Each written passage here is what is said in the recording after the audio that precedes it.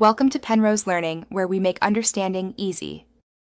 In this video, I will show you how to make delicious vegetable soup from a packet. First, gather all your necessary ingredients and tools. You will need your chosen soup packet, the specified amount of water, and any extra fresh vegetables you wish to add. Make sure you have a large pot, a reliable stirring spoon, and a measuring cup.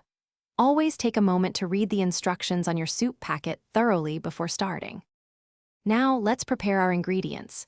If you are adding fresh vegetables, wash them thoroughly and chop them into small, manageable pieces.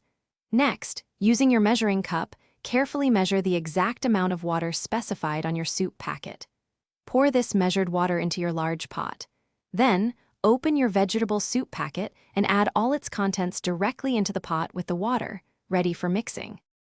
With all ingredients combined, it is time to cook.